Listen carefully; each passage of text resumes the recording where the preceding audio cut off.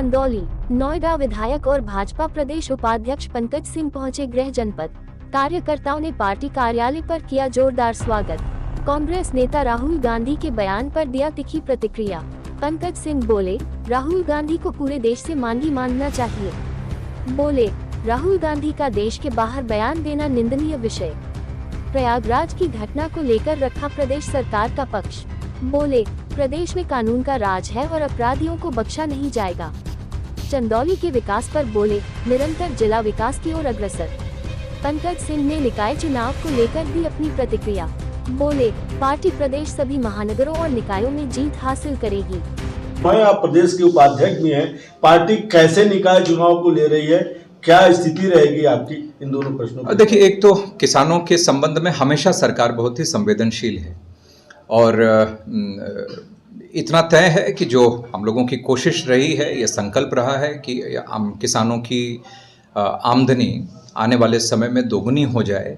तो इस स्तर पर उस दिशा में लगातार सरकार की तरफ से कोशिश रही है और अभी भी एक बहुत बड़ा काम जो सरकार ने कहा है कि किसानों को सिंचाई के लिए जो बिजली मुफ्त करने की, ज़ीरो कर देने की, तो मैं समझता हूँ कि ये सब जो उपाय हैं, ये योजनाएं हैं, ये इसी दिशा में आगे बढ़ रही हैं। जहाँ तक रही बात निकाय के चुनाव की, तो पार्टी, हम लोगों की पार्टी तो देखिए 24 घंटे 365 डेज लगातार तैयार रहती है, किसी भी चुनौती के लिए तैयार रहती है। निकाय चुनाव में भी हम लोग पिछली बार जो 2 निगम जो नहीं जीत पाए थे, इतना तय है कि वो भी इस बार जीतेंगे और अभी तक जो हमारे नगर पालिका परिषद जो भी हैं, वो भी ऐतिहासिक स्तर पर गिनती जो रहेगी हम लोगों की। और पार्टी बूथ पर सशक्त है, अपने मंडलों में लगातार सक्रिय है। तो पार्टी बिल्कुल जमीनी स्तर पर हमारा ऑर्गेनाइजेशन बिल्कुल किसी भी चुनौती के लिए, लोकसभा के लिए, नगर निगम के लिए, किसी भी चुनाव के लिए हम लोग लगातार तैयार हैं। राहुल गांधी जी विदेश गए हैं, लोकसभा में और राज्यसभा में उनके बयान पे बहुत हल्ला हुआ, भारत को नीचा दिखाने की बात कही गई, क्या कहना है आपका?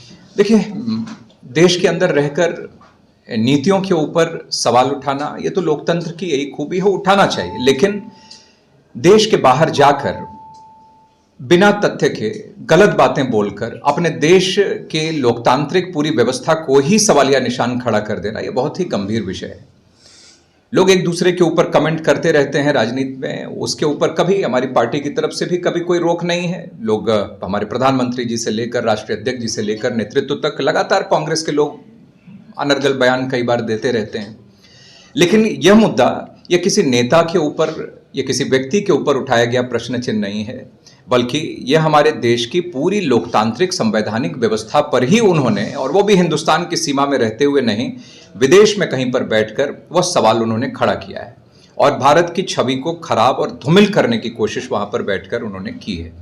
तो स्वाभाविक रूप से ये आम जनता के मन में इस बात को लेकर आक्रोश है और अगर लोगों की तरफ से भी इस बात पर प्रश्न चिन्ह, अगर हमारे पार्टी की तरफ से भी उठाए गए हैं या नेताओं की तरफ से भी ये वक्तव्य दिया गया है कि राहुल गांधी को माफ़ी मांगनी चाहिए, तो यह लोगों की ही आकांक्षा है, लोगों की ही अपेक्षा है और लोग चाहते हैं कि ऐसे शर्मसार करने वाले बयान पर राहुल गांधी को माफ़ी मांगना चाहिए। क्या है कार्यक्रम? चंदौली आज अपने कार्यकर्ताओं से मिलने का कार्यक्रम और बाकी 1-2 गांवों में जाकर लोगों के बीच में कुछ जो सामाजिक कार्यक्रम है उसमें शामिल होगा। 2-3 विषय इस समय उत्तर प्रदेश में बहुत छाया हुआ है और पक्ष विपक्ष दोनों तरफ से शब्दों का वाद चल रहा है। पहला तो अतीक अहमद को लेकर है। अतीक अहमद को लेकर उनके परिवार के लोग कह रहे हैं कि मुझे डर है कि कहीं हमारे पति को, उनकी पत्नी का जो प्रेस कॉन्फ्रेंस भी हुआ है कल इलाहाबाद में, कि डर है कि यूपी सरकार उनको मार डालेगी। देखिए, सरकार तो कानून सम्मत जो कार्रवाई होगी वो कार्रवाई ही करेगी, लेकिन अगर कानून सम्मत कार्रवाई से भी अगर किसी अपराधी को या आपराधिकों को संरक्षण देने वालों को अगर कोई भय होता है, तो वह भय भारतीय जनता पार्टी की सरकार में निश्चित रूप से ऐसे लोगों को होना ही चाहिए। और लेकिन आप आम जनता भी आज इस बात का अंदाज़ा लगा पा रही है कि इतनी सख्ती और इतना अपराधियों के अंदर भय होने के बावजूद कैसे ये दुर्दांत लोग होंगे कि उसके बावजूद ऐसी घटना को अंजाम देने की हिमाकत करते हैं, इतनी हिम्मत करते हैं।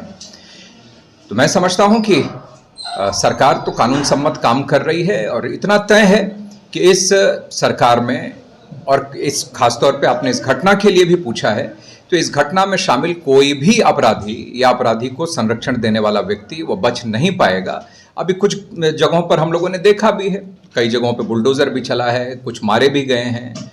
तो इतना तय है कि वह अपराधी अपने अंजाम तक पहुंचेंगे। इस समय लग रहा है, लेकिन पुलिस भी अपने काम में लगी है और यह तय है कि कोई अपराधी बच नहीं पाएगा। बचना जो उनके राष्ट्रीय सचिव उन्होंने कहा है कि पुलिस काउंटर करे, ये हत्या है एक तरह से। देखिए, अब पुलिस के ऊपर अगर कोई पुलिस से भागने की ऐसी घटना को अंजाम देकर अगर कोई भागने की कोशिश करेगा, पुलिस पर अगर हमला करेगा, तो एनकाउंटर्स तो होते ही हैं। और ऐसे अपराधी जिनके रहते हुए आम व्यक्ति का जीवन अगर सुरक्षित नहीं है, तो आप समझ सकते हैं कि उनके मन में कोई भय नहीं है। और ऐसे लोगों को अगर पुलिस के ऊपर भी वह उनके ऊपर हमला करने की कोशिश करेंगे, अटैक करेंगे, तो पुलिस अपने बचाव में भी उस पर एक्शन लेती है, तो उसमें मारे जा रहे हैं। और मैं समझता हूं कि लेकिन उत्तर प्रदेश की जनता अपराधियों के साथ ऐसा ही बर्ताव चाहती है, और यही कारण है कि योगी आदित्यनाथ जी और भारतीय जनता पार्टी की सरकार पर उनको भरोसा भी।